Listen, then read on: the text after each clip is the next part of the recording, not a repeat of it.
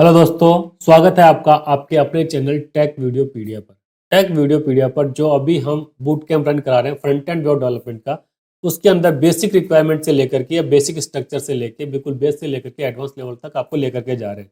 तो उसके लिए प्रीवियस वीडियोस के अंदर हम ये डिस्कशन कर चुके हैं कि वेबसाइट डेवलपमेंट क्या होता है, क्यों नेसेसरी होता है, कितने तरीके का होता है, एक वेबसाइट को बनाने में कौन कौन से कंपोनेंट्स यूज में आते हैं, वेबसाइट के लिए कौन कौन सी बेसिक टेक्नोलॉजीज हैं जिनके बिना ये एग्जिस्ट ही नहीं करता, एक वेबसाइट कैसे रन होती है, उसका प्रोसेस कैसे होता है।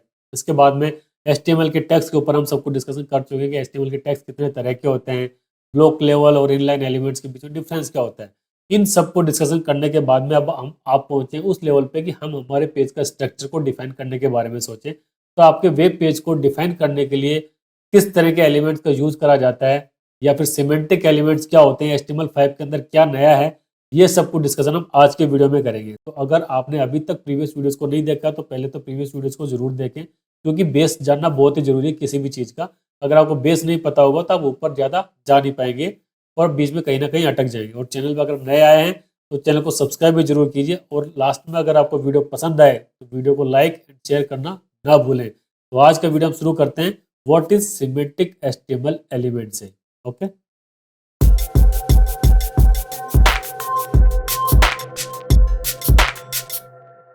सिमेंटिक HTML एलिमेंट्स, जैसा कि इस नाम से डिफाइन हो रहा है कि कुछ ना कुछ मीनिंग होगा, तो ऐसे HTML एलिमेंट जिनका कुछ ना कुछ मीनिंग निकलता है, या भी ये बोल रहे हैं कि जिनको केवल नाम ही अपने आप में डिफाइन कर देता है कि इनका काम क्या होने वाला है, तो ऐसे टैग्स को हम बोलते हैं सिमेंटिक HTML एलिमेंट। और सिमेंटिक HTML एलिमेंट HTML5 के अंदर बहुत ही इंपॉर्टेंट रोल प्ले करता है। फ्रंट एंड वेब डेवलपर्स की लाइफ को इसने बहुत ही ईजी कर दिया, उनके कोड को ईजिली हम रीड कर पाते हैं, क्योंकि with the help of semantic HTML element. कैसे, ये देख लेते हैं कि कैसे होता है कि सिमेंटिक HTML एलिमेंट्स के अंदर what is semantic element. Semantic element clearly describe its meaning to both the browser and the developer. Semantic elements क्या होते हैं, जैसे नॉर्मल हमें टैग जैसे बात करते हैं तो उनको जैसे डेवलपर को याद रखना पड़ता है इसका मतलब क्या है, लेकिन जो HTML5 के अंदर सिमेंटिक HTML एलिमेंट्स को बहुत ज्यादा इंट्रोड्यूस करवा दिया गया, तो उसके अंदर क्या होता है, डेवलपर को भी पता होता है किस टैग का मीनिंग क्या है, और आपके ब्राउजर को भी पता है किस पर्टिकुलर टैग के अंदर किस तरह का डेटा होगा। जैसे उसके अंदर हेडर है तो उसको पता है कि किसी पर्टिकुलर सेक्शन का हेडर होगा, किसी का फुटर है तो उसका पर्टिकुलर सेक्शन में फुटर है तो उसको पता है कि पर्टिकुलर पेज का डिस्क्रिप्शन कैसे है, स्ट्रक्चर कैसे डिफाइंड है, उसमें कौन सा कंटेंट मुझे लेना है, कौन सा कंटेंट किस तरीके से डिस्प्ले करना है, जो कि एंड यूजर के काम का होगा। Semantic elements have meaningful names which tells about the type of content. तो सिमेंटिक एलिमेंट में क्या होता है, जो कि ब्राउजर और डेवलपर दोनों को समझ में आता है। क्यों समझ में आता है, क्योंकि उसके अंदर कंटेंट कैसा होने वाला है वो उसका नाम ही डिफाइन कर देता है। अब सिमेंटिक एलिमेंट्स की जब हम बात कर रहे हैं तो कौन कौन से एचटीएमएल एलिमेंट्स है जो कि सिमेंटिक एलिमेंट्स की कैटेगरी में आते हैं, हमने सारा के सारा यहाँ पे कवर नहीं करा है। कुछ इंपॉर्टेंट या फिर जो जनरली यूज में आने वाले हैं वो हमने एलिमेंट्स यहाँ पे बताए, जैसे आर्टिकल है, मेन हो गया, एड्रेस हो गया, साइड हो गया, mark, audio video, NAV, details, pic caption, section, strong, block code, summary, figure, footer, time, P, header, code, A। अब इनके अंदर देखिए जो आपके सामने लिस्ट आ रही है, इसमें जैसे मान लीजिए किसी ऐसे इंसान को जिसको HTML का कुछ भी आता पता नहीं है, लेकिन अगर उसको बोला जाए हेडर, तो वो भी समझ सकता है कि किसी पर्टिकुलर सेक्शन के हेडर की बात करी जाती है, कि जैसे कोई हम चीज़ स्टार्ट करते हैं उसका हेडर भी होता है, फुटर भी होता है। तो हेडर टैग मतलब कि उसके अंदर हेडर किसी पर्टिकुलर सेक्शन का हेडर होगा। जैसे फुटर है तो मतलब कि उस सेक्शन का फुटर की बात कर रहे हैं। मेन मतलब कि यहाँ से उसका मेन कंटेंट स्टार्ट होगा। एड्रेस का मतलब होस्ट एड्रेस, मतलब इसके अंदर एड्रेस रिलेटेड इन्फॉर्मेशन सेव होगी। ऑडियो वीडियो मतलब ऑडियो के अंदर ऑडियो टाइप की फाइलें प्ले कर सकते हैं, वीडियो के अंदर वीडियो टाइप की फाइलें प्ले कर सकते हैं। सेक्शन मतलब कि आपके जैसे रूम के अंदर सेक्शन डिवाइड होते हैं, तो मतलब किसी पेज का सेक्शन डिवाइड करना तो सेक्शन का यूज करेंगे। आर्टिकल मतलब जिस तरीके से ब्लॉग टाइप का कुछ लिखते हैं, नोट ब्लॉग, बस पर्टिकुलर इस तरीके से लिख देते हैं। एसाइड मतलब कि साइड की बात हो रही है। तो इस तरीके से हर एलिमेंट का अपने आप में मीनिंग सेपरेटली निकलता है।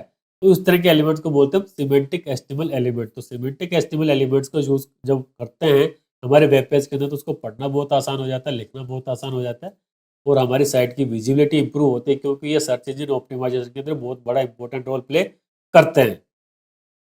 तो अब डिस्कस करते हैं क्या, कि ये सिमेंटिक HTML एलिमेंट्स आ गए हमारे पास में और ये नॉन सिमेंटिक HTML एलिमेंट्स आ गए। तो क्या सिमेंटिक HTML के बिना हम हमारे पेज को उस तरह का लुक नहीं दे सकते?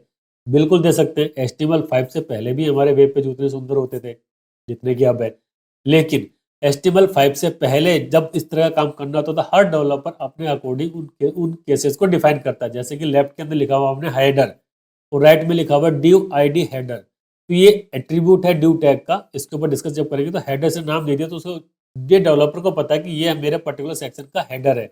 नीचे उसने फुटर दे दिया कि ये इसका फुटर होगा। बीच में फिगर का कैप्शन हो गया, इमेज आ गई, इस इमेज का कैप्शन क्या देना है ये सब कुछ आ गया, इसका ये सेक्शन है। यहाँ पे सब कुछ इनको डिफाइन करने के लिए हमने अलग से कुछ ना कुछ यूज करा हुआ है, जैसे क्लास यूज करी हुई है या फिर आईडी यूज करी हुई है। लेकिन सिमेंटिक एचटीएमएल के अंदर हमें कुछ यूज नहीं करना पड़ा, डायरेक्ट जो सिमेंटिक एचटीएमएल थी डायरेक्ट हमने एज इट इज लिख दिया, तो उसमें सब कुछ क्लियरली हो रहा है। जो राइट साइड के अंदर जो हमने आईडी लिखी, क्लास लिखी, उनके यूज के बिना ही हमारा पूरा पूरा वेब पेज डिफाइन हो गया कि इसके अंदर क्या होने वाला है। उसके बेस के ऊपर हम बात करते हैं कि वाई यूज सिमेंटिक एलिमेंट्स, क्यों यूज करते हैं? क्योंकि ईजियर टू रीड होता है, ग्रेटर एक्सेसिबिलिटी होती है, एसईओ ऑप्टिमाइज होता है और कंसिस्टेंट कोड होता है। जैसे देखिए एग्जांपल के तौर पर जब इसके अंदर देख रहे हैं तो लेफ्ट साइड का राइट साइड का जो कोड है, तो लेफ्ट साइड में जो कोड लिखा है उसको बहुत ईजी तरीके से हम पढ़ सकते हैं। किसी को भी पता है कि इनके अंदर क्या होने वाला है, तो ईजियर टू रीड भी है, समझ में भी आ रहा है सब कुछ। अब एक एक को डिस्कस करते हैं। Why use semantic elements easier to read, मतलब this is probably the first thing we notice when looking HTML code using semantic HTML. As a programmer, we can be read through thousands of lines of code. It is easier read and understand semantic HTML code. Finally, it makes our job easier. देखिए, एक programmer के लिए, developer के लिए बहुत सारे lines of code लिखना बहुत ही जरूरी होता है। जब एक वेब पेज डिफाइन कर रहा है तो 10-15 लाइन्स ऑफ कोड तो लिख नहीं आती, पूरा पेज थाउजेंड्स ऑफ लाइन से भरा हुआ होता है। अगर पर्टिकुलर लाइन का मीनिंग उसे याद रखना पड़े या फिर उसको आईडीज के अकॉर्डिंग डिफाइन करना, आईडी कहीं पे गलत हो जाती है, कहीं पे मिसमैच हो जाती है, तो उसको पता रहता है कि ये गड़बड़ हो गई है। लेकिन सिमेंटिक एचटीएमएल का यूज करने से उसका काम बहुत आसान हो जाता है, क्योंकि सेक्शन कैसे डिफाइन करने हैं वो इजी तरीके से उसको कर सकता है कि हेडर फुटर को इजी तरीके से उसको मॉनिटर कर सकता है और आपको इजी तरीके से समझ में आ जाएगा। लाइफ बहुत ही ईजी हो जाती है प्रोग्रामर की। ग्रेटर एक्सेसिबिलिटी मतलब not only a developer, programmer find semantic elements easier to understand. Search engine crawler better understand semantic HTML tag. कैसे? आपकी वेब एप्लीकेशन जो भी है या वेबसाइट जो भी है, जब तक वो पब्लिश नहीं होगी या सर्च इंजन के अंदर नहीं आएगी तो केवल आपकी यूज की रहेगी। तो उसका सर्च इंजन ऑप्टिमाइजेशन बेटर तरीके से करना बहुत ही जरूरी है। तो आपको क्या होता है, क्रोलर जब भी आपकी वेबसाइट के ऊपर आता है तो उसको पता है कि हेडर लिखा हुआ है, मतलब कि किसी पर्टिकुलर सेक्शन का हेडर है, तो उसके अंदर उसका मेन कीवर्ड लिखा हुआ रहेगा, तो उसको वो अपने पास में स्टोर कर लेता है। जैसे आपने असाइन करा तो मतलब कि ये इस तरह का इसका सपोर्टिव पार्ट है। अगर आपने नेविगेशन लिख दिया एनएवी, मतलब कि यहाँ से इसका पूरी साइट का कंप्लीट नेविगेशन स्टार्ट होता है, तो उसके एक पेज को वो नेविगेट करता हुआ चला जाता है। तो आपके पर्टिकुलर किस टैग के अंदर क्या कंटेंट लिखा हुआ वो सब कुछ उसको पता रहता है, तो उसके अकॉर्डिंग आपके साइट की विजिबिलिटी इंप्रूव हो जाती है गूगल सर्च के ऊपर, याहू सर्च के ऊपर, बिंग सर्च के ऊपर, किसी भी सर्च इंजन के ऊपर। Assistive technology are also to understand the contest and content of website. Generally क्या होता है कि जब आपकी स्क्रीन रीडर जो होते हैं उनको पता रहता है सेक्शन है, मतलब कि उसको अलग से हाईलाइट कर देते हैं। जैसे आजकल अब कुछ वेबसाइट जैसे न्यूज चैनल की वेबसाइट के ऊपर जाते हैं तो आप जैसे अपना माउस लेकर के जाएंगे तो उसके अंदर वो हाईलाइट पार्ट हो जाता है। उसी तरीके से अगर कोई डिसेबल्ड पर्सन है जो यूज़ कर रहे हैं तो उनको पता रहता है कि हाँ ये इस पर्टिकुलर साइट का एक अलग सेक्शन है, ये इस साइट का अलग सेक्शन है। तो बहुत ईजी तरीके से, मतलब आपके आजकल जो स्क्रीन रिकॉर्डिंग आ रही है, स्क्रीन रीडर्स जो आ रहे हैं वो भी इजीली आपको आइडेंटिफाई कर लेते हैं कि इसका सेक्शन कौन सा क्या है, कहाँ से उसको प्ले करना है। SEO, semantic HTML tags are important for SEO because they indicate the role of the content within the tags। के ऊपर हम डिस्कस कर चुके हैं। This increase the chance that your content will be selected as a candidate for ranking on the search engine result for relevant keyword।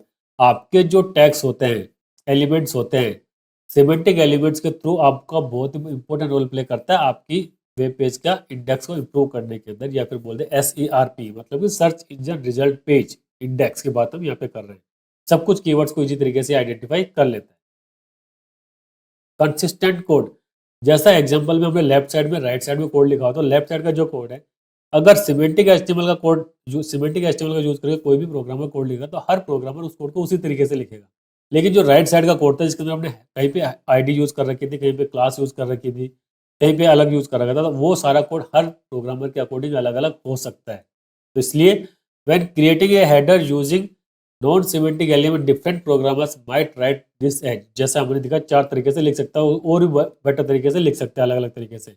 There are so many ways that you can create a header element and they all depend on the personal preference of the programmer. जैसे मुझे class wise define करना better लगता है तो मैं class wise define करूंगा, किसी को आईडी वाइज डिफाइन करना तो आईडी वाइज डिफाइन करेगा, किसी को क्लास का नाम कुछ और लिखना होता है तो उसका कोडिंग करेगा। तो हर किसी का कोड सेपरेटली अलग अलग होगा, कंसिस्टेंट कोड नहीं होता। तो सिमेंटिक एचटीएमएल के थ्रू हम कोड को कंसिस्टेंट बना सकते हैं। अब सिमेंटिक एचटीएमएल के जो टैग्स आते हैं वो कितने तरह के होते हैं, देखिए होता नहीं, कंटेंट के बेस के ऊपर हम इनको डिफाइन करते हैं। एक तो स्ट्रक्चर बेस होते हैं और टेक्स्ट बेस। जैसा कि स्ट्रक्चर है, ऐसे एचटीएमएल सिमेंटिक एचटीएमएल एलिमेंट जो कि आपके वेब पेज को स्ट्रक्चर को डिफाइन करने के अंदर रोल प्ले करते हैं, वो स्ट्रक्चर बेस्ड टैग्स होते हैं। और जो टेक्स्ट बेस्ड होते हैं जिनके अंदर टेक्स्ट एंट्री कर जाती है वो टैग फॉर टेक्स्ट होता है। अब most common semantic tags for structure, header. The header tag define content that should be considered the introductory information of a page of section. Types of HTML semantic tag. Semantic tag को type का मतलब कि define करा गया दो तरीके से, एक तो उनका स्ट्रक्चर बेस्ड टैग होते हैं और दूसरा टेक्स्ट बेस्ड। टेक्स्ट बेस्ड मतलब कि जो टेक्स्ट को यूज करने के लिए डिस्प्ले करने के काम में आता है। तो उसी बेस पे इनको दो पार्ट में डिवाइड करा है, semantic tag for structure, second आता है सिमेंटिक टैग फॉर टेक्स्ट। अब इनको वन बाय वन डिस्कस कर लेते हैं। सबसे पहले आता है header tag. The header tag define content that should be considered the introductory information of a page or section.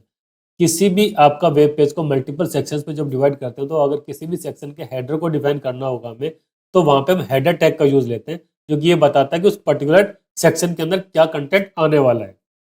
जिस तरीके से हेडर होता है उसी तरीके से पर्टिकुलर पेज का या फिर पर्टिकुलर सेक्शन का फुटर भी होता है। तो फुटर पार्ट को शो करने के लिए हम फुटर टैग का यूज करते हैं। Used at the bottom of page और section, it usually includes contact information, copyright information and some site navigation। Footer के अंदर यूज में करी जाती है। जैसे कि अगर वेब पेज का फुटर आप देखेंगे तो उसके अंदर फुटर के अंदर आपको लिखा रहता है प्राइवेसी पॉलिसी, रिफंड पॉलिसी, सब कुछ, और अलग अलग उसके पोर्टल्स के नाम। तो मतलब जो इन्फॉर्मेशन आप देना चाहते हो फुटर के अंदर जनरली लिखी जाती है। देन आता है article. Define content that could stand independently of the page, it does not necessarily mean A blog post. Article का मतलब ये नहीं होता कि केवल ब्लॉग को ही लिखना है, वो इंडिपेंडेंटली आपके पेज का कंटेंट को शो करता है कि हाँ ये अकेला एक कंटेंट है जिसको कि आपको अलग से रीड करना है। Section, A way of grouping near by content of similar theme, it is not necessary self content but it form part of something else. Section के अंदर क्या करते हैं, जैसे सेक्शन आप पेज को डिफाइन कर दिया, जैसे मान लीजिए पेज के अंदर आपको साइन अप करना है और कहीं पे लॉगिन करना है, तो यहाँ पे दो सेक्शन हो गए, साइन अप का और लॉगिन का। तो लॉगिन वाला जो सेक्शन होगा उसके अंदर लॉगिन से रिलेटेड इन्फॉर्मेशन आपके पास में होगी, उसके रिलेटेड टैग्स होंगे, मतलब इनपुट बॉक्स होगा, सबमिट बटन होगा, और साइन अप वाले के अंदर साइन अप से रिलेटेड होगा। तो सेक्शन क्या होता है, मल्टीपल अलग अलग एलिमेंट से मिलकर के बना होता है। अब जनरली क्या कर लेते हैं कि हम आर्टिकल और सेक्शन दोनों का आपस में एक दूसरे से इंटरचेंज कर सकते हैं, बिल्कुल चेंज कर सकते हैं, लेकिन करना नहीं चाहिए क्योंकि दोनों का सेपरेट पर्पज है HTML5 के अंदर। तो क्रोलर उनको उसी अकॉर्डिंग समझता है, उसी तरह रीड करता है। आर्टिकल को क्रोलर अपने अच्छे तरीके से रीड करेगा, उसका कंटेंट है, लेकिन सेक्शन के अंदर वो ऐसा रीड नहीं करेगा क्योंकि उसको जो पता है कि इसके अंदर मल्टीपल सारे सेक्शन है। तो अंदर जाकर जो टैग होगा उसके अंदर उसको एक्सेस करेगा। फिर आ जाता है ए साइड।